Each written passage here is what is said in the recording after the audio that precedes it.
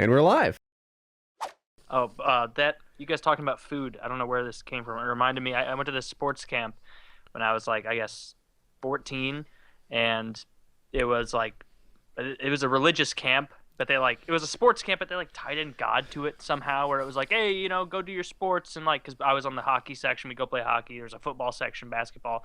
Everybody broke and did their shit, and then they came back and like gave us some half-assed Bible study of like, you got to work as a team just like Christ in Matthew 6:10. And it's like, oh Jesus Christ! But there was this this kid, but they for some reason they let a kid with Down syndrome into the camp.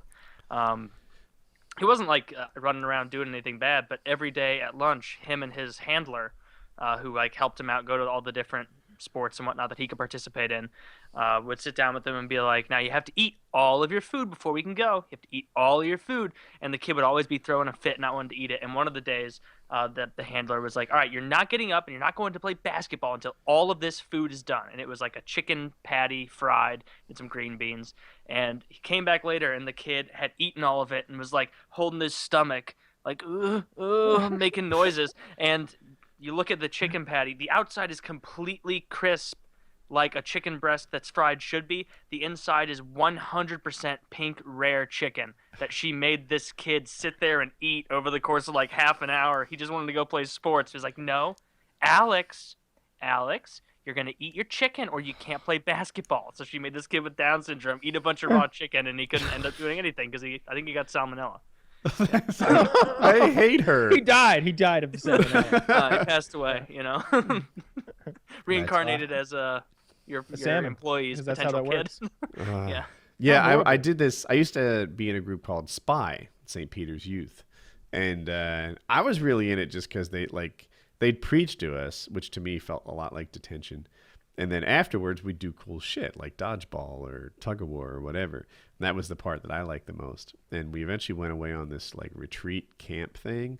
And there were good parts of it, hanging out with other people.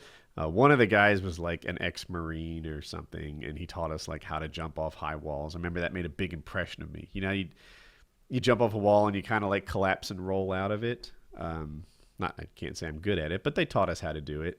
And I thought that was really, really cool. But then they'd mix in all this religious shit, and that was like the price you had to pay. That you just like it's horrible. Yeah. The guy, he would like sing popular songs like from the radio, but inject God shit into it.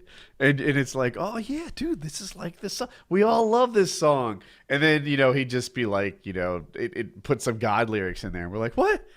You fucked up the song. Like, you were doing so good. We were all starting to like you. I know exactly what you're talking about. Like, we were in different eras, so different songs.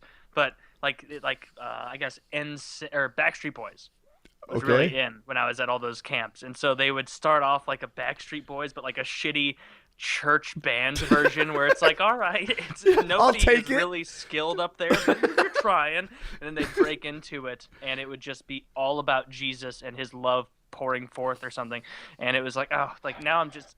Yeah, I think that was my first ever cringe internally, and like even then knowing like I'm 12 and I'm cringing really hard for these adults, like something's wrong here. Like this can't be right if I'm feeling like I had to go to this thing called Super Wow when I was like 12, which was some sort of church event. Does WOW stand for something? It might. I don't know. I didn't really pay too much attention while I was there. I don't even know how I got into it. I didn't go to church, but I had a friend who went to church, and they said they were going on this trip to Jekyll Island. And they were like, yeah, it's cool. We have water gun fights, and we go to the water park, and we hang out on the beach. But then he kind of trails off and never mentioned the part where we go to a mega church for like 4 hours a day and we sing. And that's what it was.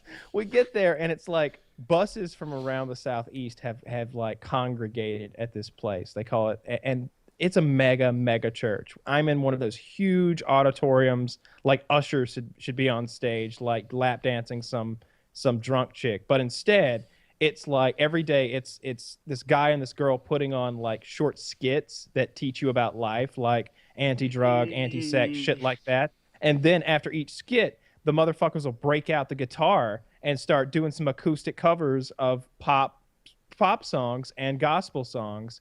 and there was some Christian rock, and there's big jumbo screens. Super lame, worst trip ever. I think I had to work to pay for that trip. I remember that, like you had to like help the church for like every Saturday, like do these cookout plates that they do like a massive barbecue, and I'm out there like basting chicken or something under the heat, thinking those water gun fights are going to be great. We'll all get a super. I got there, I was the only one with a water gun. It was so fucking. Did you win? So you won. Yeah. Oh, even worse, I squirted a guy and he got all pissed, like because I used hot water and I added soap to burn his eyes. And I was serious about that water gun fight. Nobody else wanted to play with me. Why'd you get that serious when you're the only one with the gun? Yes. It really hyped me up about it beforehand, and I was just raring. You could have just What are you doing with all that before. dub? Don't worry, it's no tears. Just like a maniac. Yeah.